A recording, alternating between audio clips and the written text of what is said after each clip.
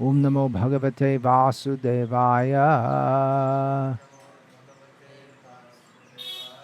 Om Namo Bhagavate Vasudevaya.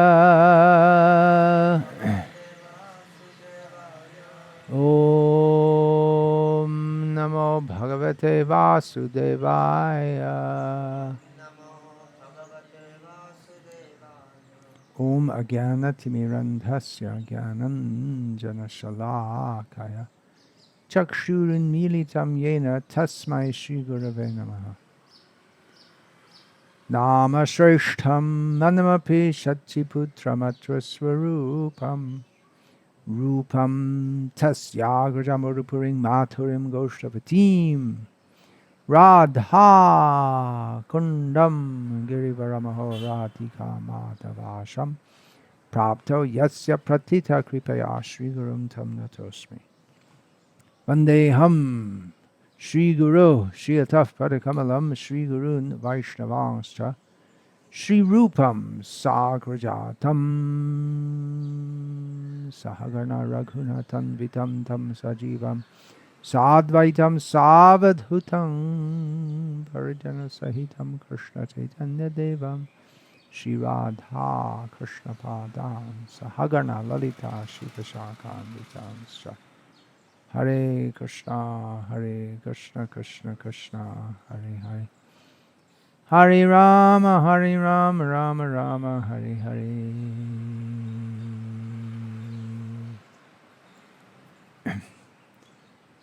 The world is run by demons.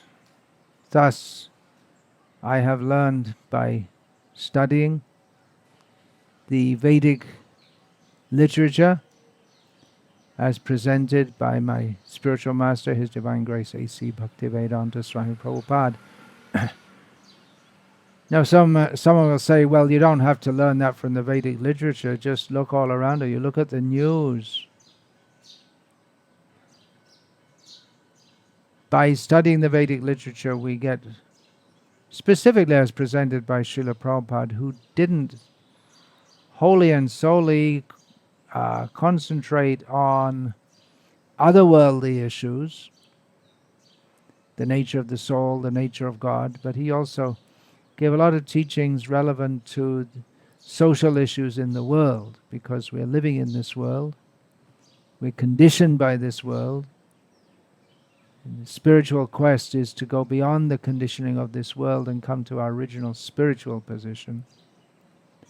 But we have to take into account our present condition, just like a doctor has to see the present condition of the patient and work with them from that point. He knows the condition he wants to bring them to, but he just can't change them overnight. This word demon might be a shocking word to many people. If we say the world is run by demons, we might think of some creatures with horns coming out of their heads, lizard-like tail coming out of their behind. That's not the way the word is used by Srila Prabhupada. He used it to translate the word asura, which is defined thus in the Padma Purana echoing Bhagavad Gita, describing that there are two kinds of people in the world. Dvo bhutau sarge lokesmin daiva asura evacha Vishnu bhakta smaret daiva asuras tadviparyayaha. Persons who are devotees of Vishnu. Vishnu means the Supreme Personality of Godhead, variously known and misunderstood in various cultures by names such as God, Jehovah, Allah. Partially understood and a lot misunderstood in various cultures. So persons who are devotees of Vishnu, they are godly, they're called devas, godly, and persons who are demons are just the opposite. Now, the use of the word demon by Srila Prabhupada, we can understand how it is relevant in the modern world and how we can say that the world is run by demons. When we take demon, we understand that to be someone of very bad intentions, is not thinking of the good of others, is very much concerned with, or totally concerned with, what he perceives to be his own benefit, and really doesn't care about how much pain he causes to others, up to the point of genocide, if he sees that his needs are served by that. Or even worse, they may actually take, demons may actually take pleasure in giving pain to others. They find that to be entertaining or pleasurable. They get a kind of pleasure in torturing others. It shows their power over others, that someone is completely at their mercy, and they can do with them whatever they like, and they like to see them squirm in pain.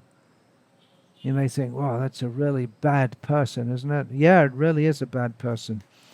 But we sometimes see that in the behavior of young boys, that they'll catch a fly and pull the wing off. That means that tendency is there. Not all boys do that. They may find an ant's nest and bring some boiling water and pour it in deliberately, for no reason other than to feel some perverse pleasure. They deliberately cause pain to other living beings. So that's very bad. And when such a person gets into a position, then it's very dangerous for the whole world.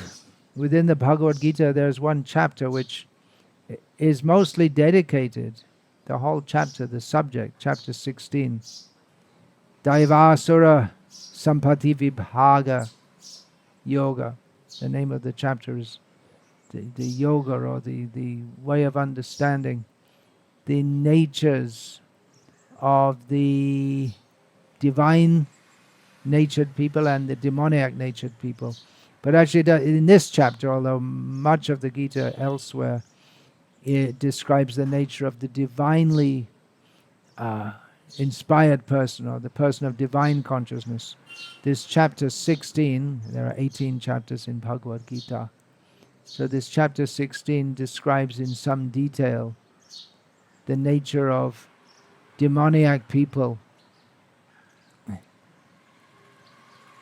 Pravritim cha nivritim cha janana vidurasuraha. One of the descriptions is, they do not know what is right and what is wrong. Or they may have a conception of right that is wrong. What is right they consider to be wrong, and what is wrong they consider to be right. Or they may say, well, right and wrong, they're simply cultural constructs, it's subjective, it's all in the mind, which is another way of saying there's no real right or wrong. There's no God, there's no absolute arbiter of right and wrong, there's no controller.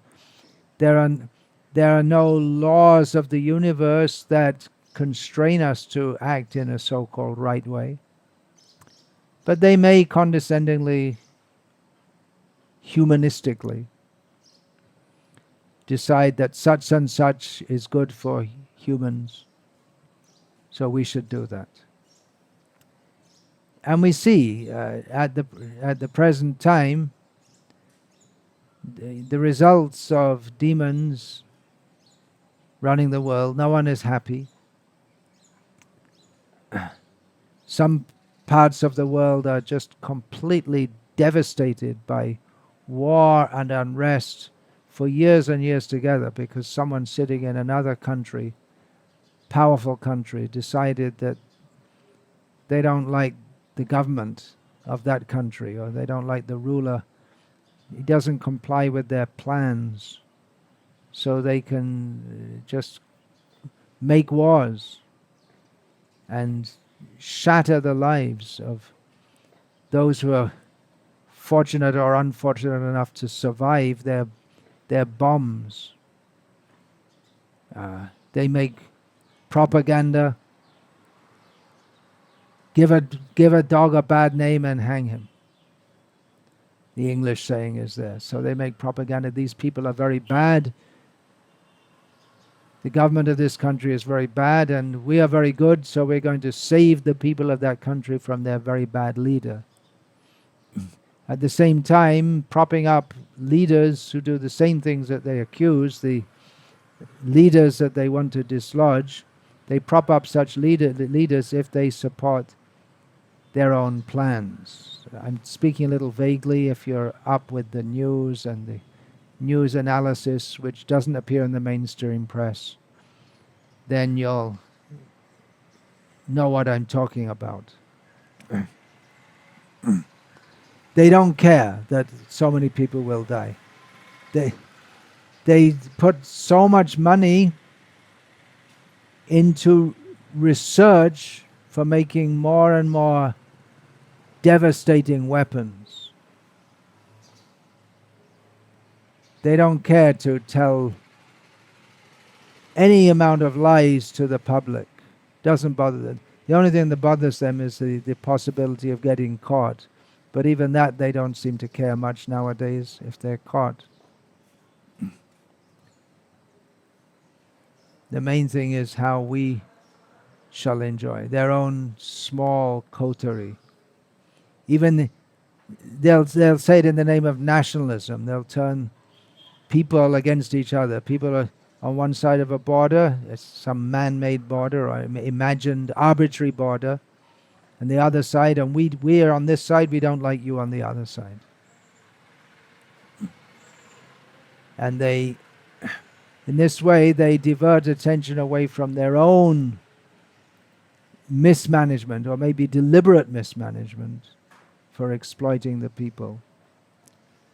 And they blame it on others, and then they make a war against the other country.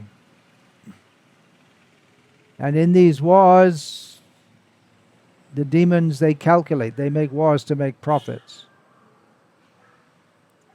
It's all calculated. They themselves will be sitting comfortably in some luxurious presidential palace, and they charge up the young men and maybe the young women nowadays of the country. Go and fight for your country. What does it mean, fight for your country? It means that you go and sacrifice your life, or you might live but with less limbs than God gave you. And meanwhile, some big fat slob is enjoying the results of your sacrifice. Just like here in India, there was a big push for political independence.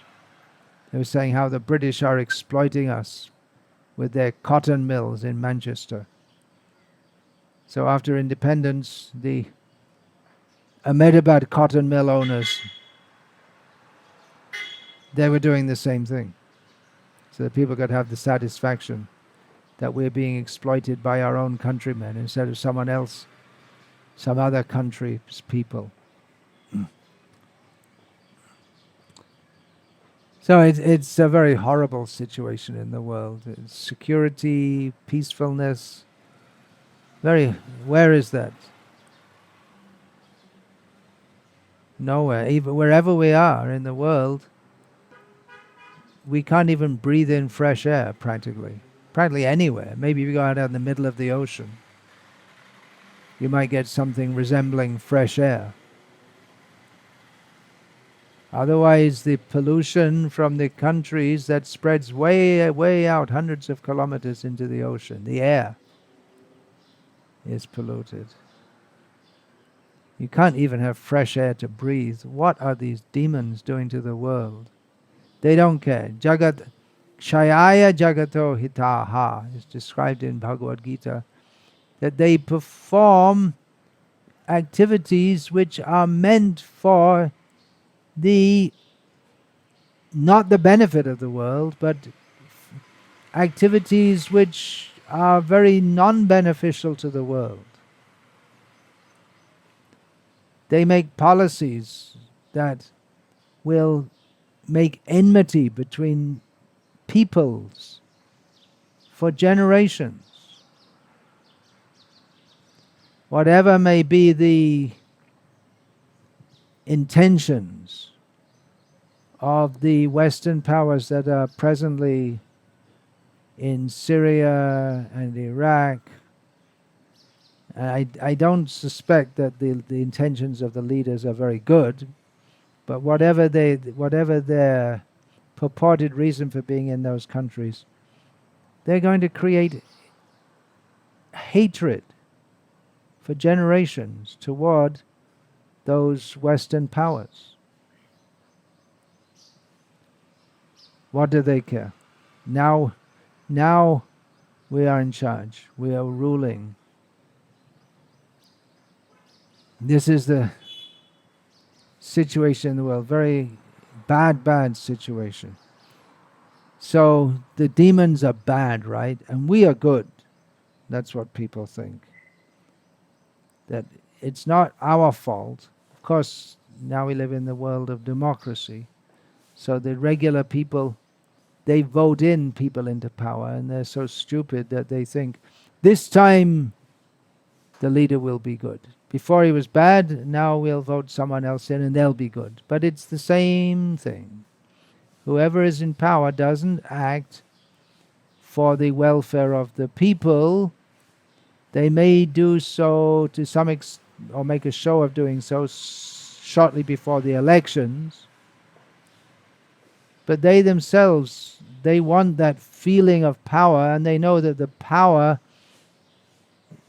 it doesn't come from the ballot box. Power comes from those who have lots of money. They have to follow their dictates. Otherwise, they may die sooner than they had expected.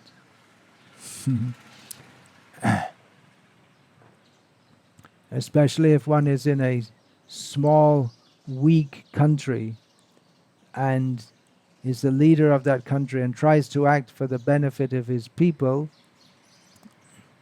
against the big powers that be, then such a person is likely to get shot very soon, have a revolution against him, not a popular revolution, but one funded by money from overseas, or may mysteriously die of some disease earlier than expected.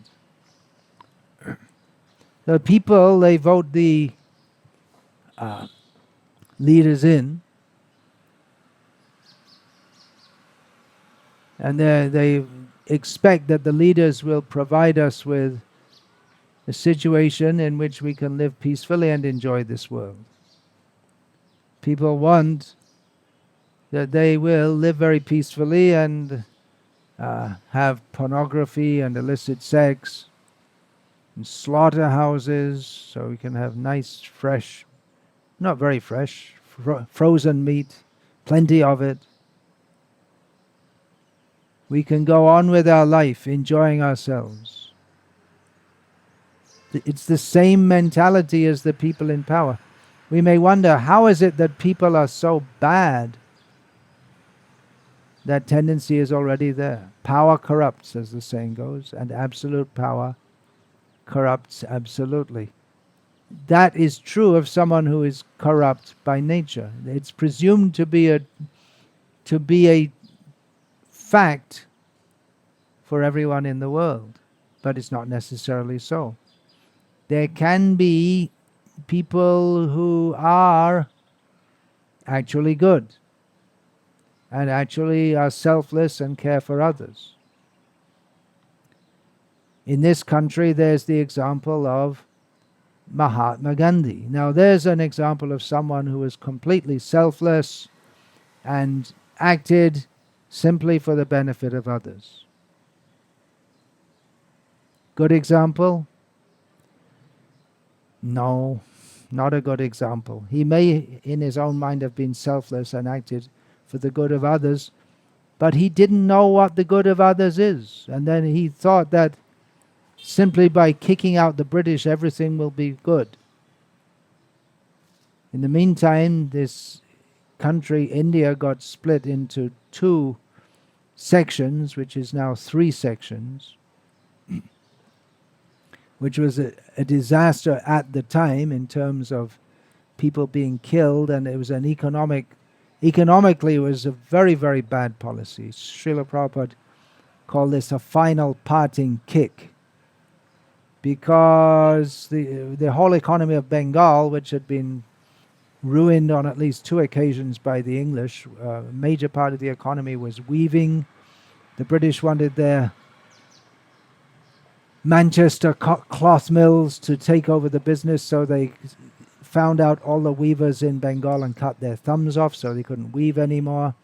And then there was the Bengal famine made by the British by taking all the rice. And then by dividing Bengal, they destroyed the economy again. They divided.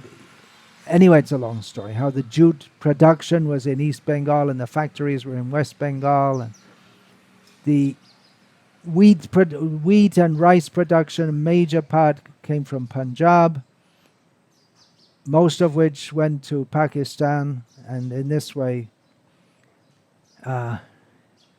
Gandhi pushing for the independence of India ended up with a truncated, divided India, and he had promoted the push for the independence of India to be a spiritual quest.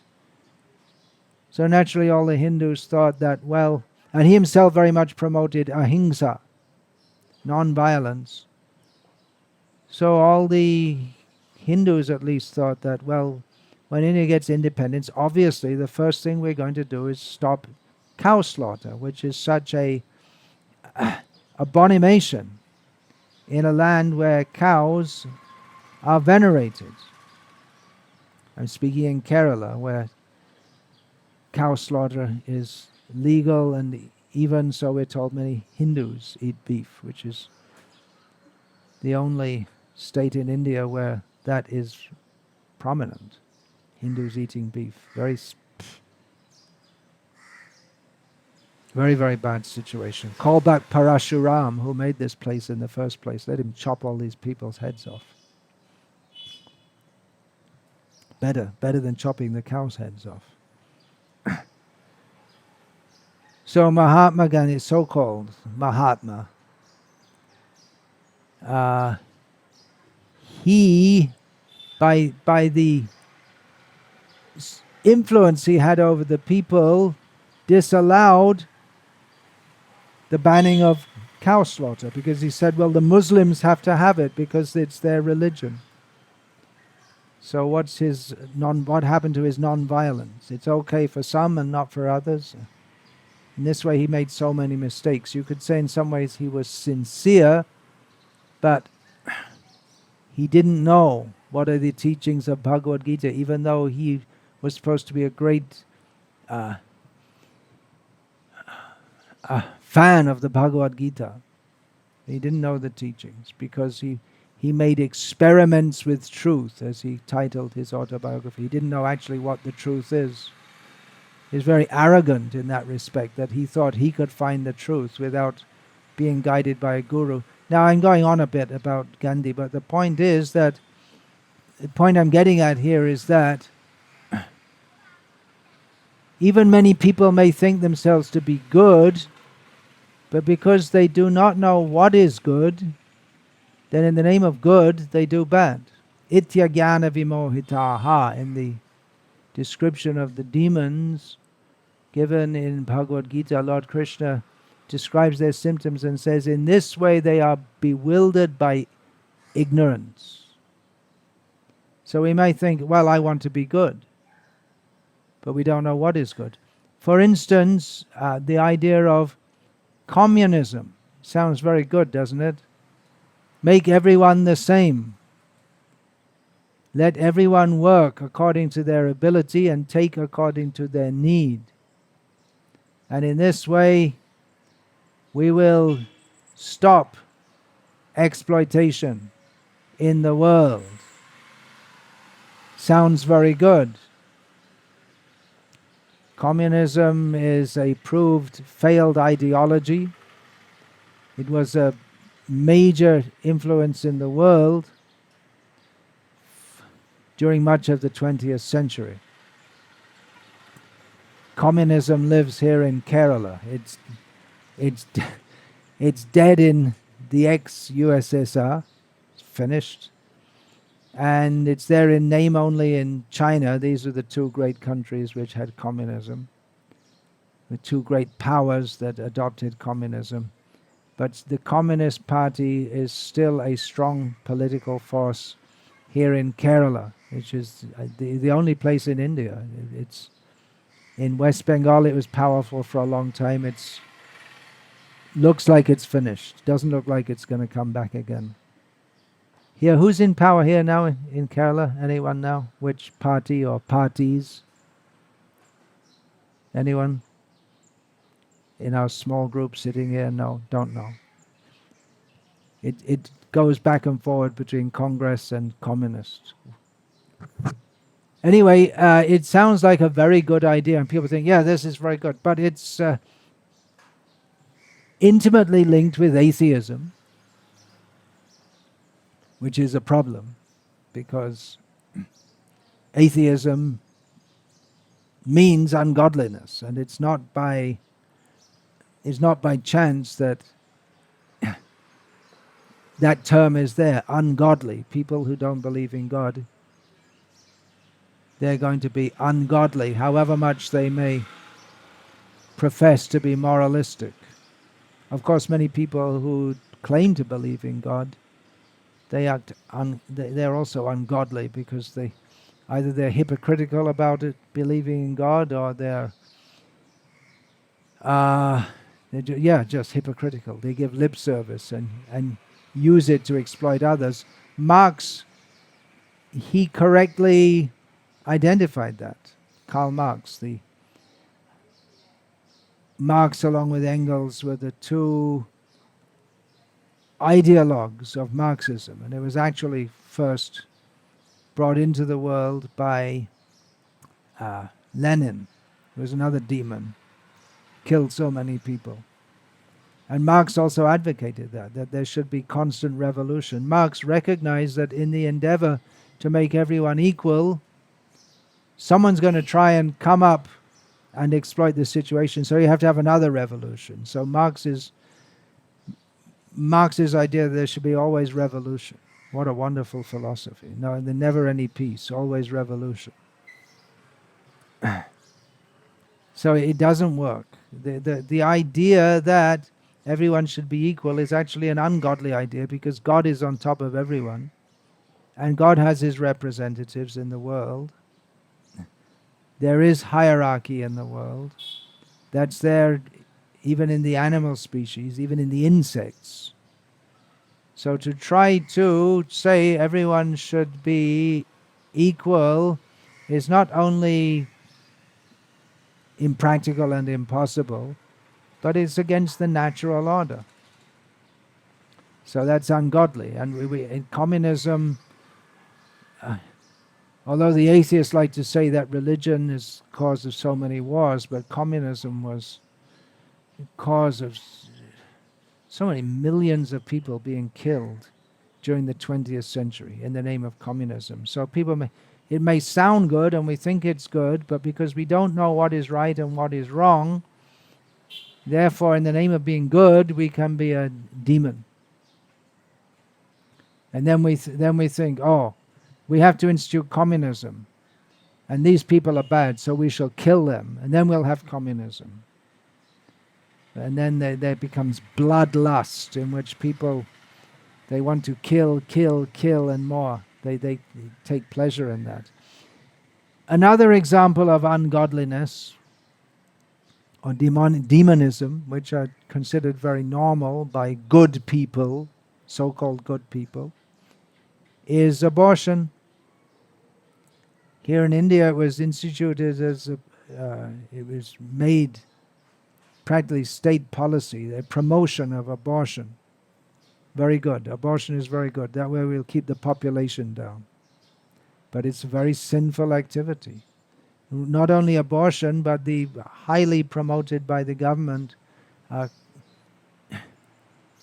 birth contraception, just usually nowadays just called contraception. Instead of conception, which is the natural result of a male uniting with a female, not every time, but many times, enough times that there's a population of 1.3 billion humans in India, approximately at the present time.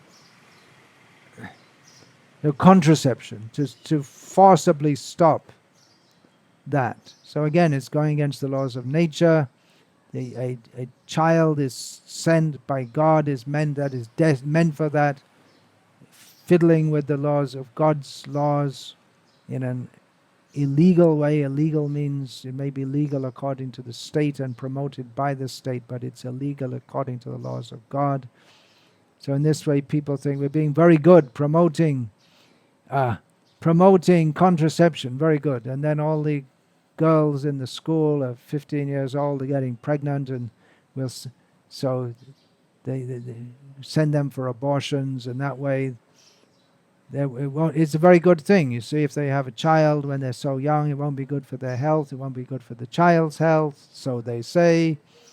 And the girl has to study at school so she can get a job, so she can earn plenty of money, so when she divorces her husband, she doesn't have to depend on him.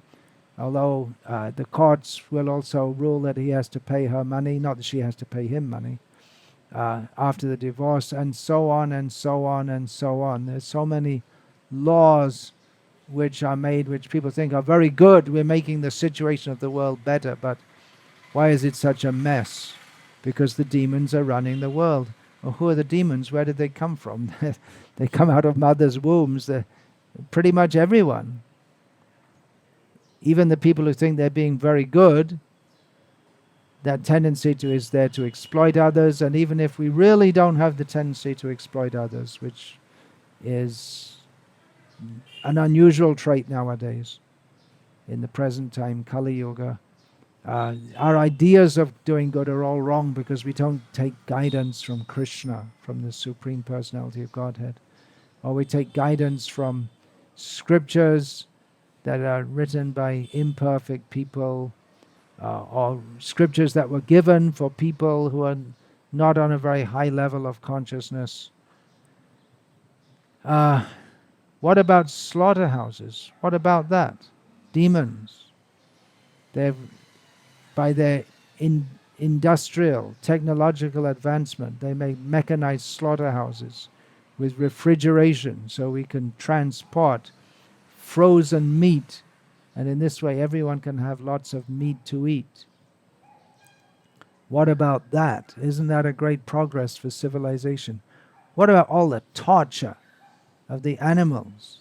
They don't think about that. They don't think about it. They don't think it's even worth thinking about, even if you bring it to their attention. The animals they're just animals. This comes from the Christian interpretation of the Bible, that God gave man dominion over all the animals. Okay, well, we'll kill them all. It's actually a demoniac idea going on in the name of Christianity, since Christianity's been around pretty much, although we're told that the early Christians were vegetarians. They may have been, but it's been a long time since Christianity was equated with vegetarianism.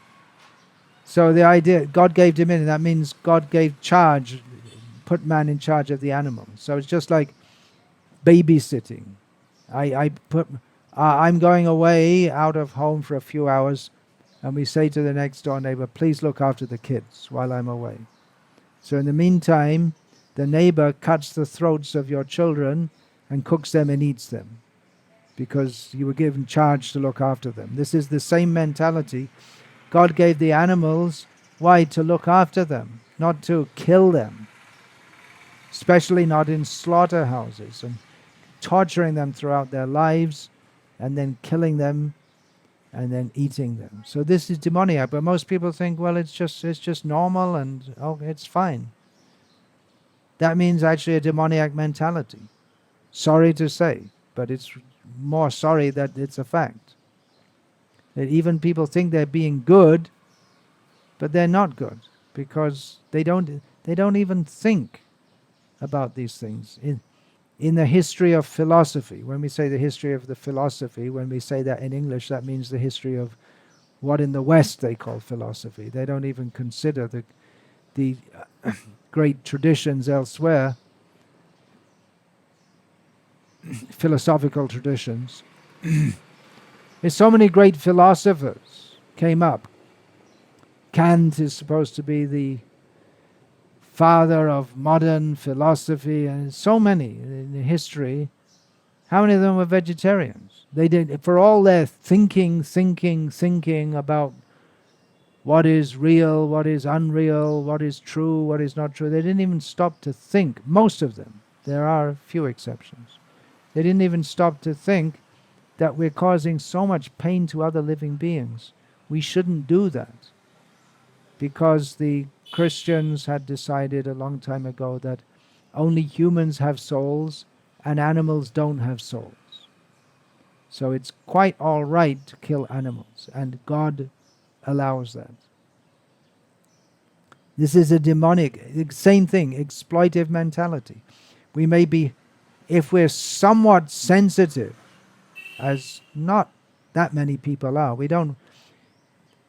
we should be really upset by what's going on in Iraq and Syria due to the intervention of Western powers, because they're more powerful than others. They simply go in and completely disturb the country, and so many people get killed.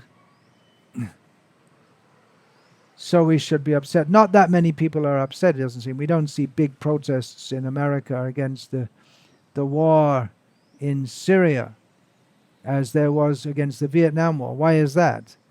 Because in the Vietnam War there was the draft, and the young men were sent away by force. And the young women didn't like it either, because then they didn't have the young men to have sex with. So there's a mass outcry against that. But nowadays the wars are more technological. They can kill better with technology. And plus the terrain in Syria is not like that in Vietnam, which is full of jungle. So it's easier to fight in that sense. It's easier to find your enemy and kill him. So we don't find big protests in America against the war there, or the war in Yemen, or the Palestinians being brutalized. We don't find big protests. So it seems that most people, they don't seem to mind very much. But if someone is a bit sensitive to the human condition, they should be horrified by what's going on there. Humans are causing so much pain and destruction to others. They're demons. But then what are you doing by tolerating these slaughterhouses? Isn't it the same thing? Not exactly the same thing, obviously. But the fact that pain, suffering, death, torture is being inflicted on literally millions of humans due to the whims of some demoniac politician, that's horrible. But then the whole society set up to systematically breed, torture throughout their life, and then kill in the most horrible way literally millions of animals. There's a strong parallel there. The animals feel pain, we feel pain. Why should we inflict pain on others unnecessarily? Demons, they like to do that. And others who are maybe a little bit better demons, they say, well, what can we do? We need it for food. It's unavoidable. Or what can we do? We need to be in Syria to stop the terrorists. Oh yeah? Really? Who's the terrorist? From the cow's point of view, who's a terrorist? The humans. So the world is run by demons for demons. What do we do about it? Well, first of all, we can make propaganda against this whole demoniac society. That's what we're doing in this Krishna conscious movement, by distributing Bhagavad Gita as it is and alerting people to the real goal of life. Will that stop demons being demons? Why are demons demons anyway? Why are they like that? Why can't we just say, hey, look, you're causing so much pain to others. Can't we find a better way to work things out? They're not interested. Their peace conferences are a staged farce. Peace conference means if they think it's in their own interest, they'll have peace. And then when they want, if they say in their own interest, again they'll start war. Very deep-rooted arrogance and badness. What to do? It can be changed. But that requires purification of heart. So along with giving knowledge, this Krishna conscious movement, knowledge of the actual purpose of life. Why is it that the average person is a demon also? Simply interested in enjoying the senses. Even if they're so-called religious, they think that God's job is to make me enjoy myself. They have no sense that we are meant to serve God eternally for His pleasure. So demons, people are like that because their heart is impure. It is full of demoniac desires. Not only from this life, from contact with the culture that we live in, which is highly hedonistic. It's not only that, but previous lives also. In previous lives we cultivated sinful desires. Therefore we are born in this sinful society. We're placed in a situation among other demons where we can be demoniac amongst each other, and in this way everyone is causing suffering to everyone else. Purification of heart is required. That will come about by chanting the holy names of God. Especially this Hare Krishna mantra. Hare Krishna, Krishna Krishna, Hare Hare, Hare Rama, Rama Rama, Hare Hare. Sri Krishna Chaitanya Mahaprabhu, who is Krishna himself, appeared in this world a little over 500 years ago and inaugurated this Sankirtan movement of the chanting of the holy names. This should go on in every town and village of the world. Purify the consciousness of people. By hearing the names of God, they will become purified. You can chant other names of God also, according to whatever culture one may be in. But these names are very powerful because they're the original names of God. So devotees should do this. Those who have got this knowledge, they should do this. It's the Sankirtan movement. We're meant for going out among the public and chanting the holy names and giving knowledge of Krishna's teachings. It's not easy to change the world, but that is Chaitanya Mahaprabhu's program. That is Srila Prabhupada's program.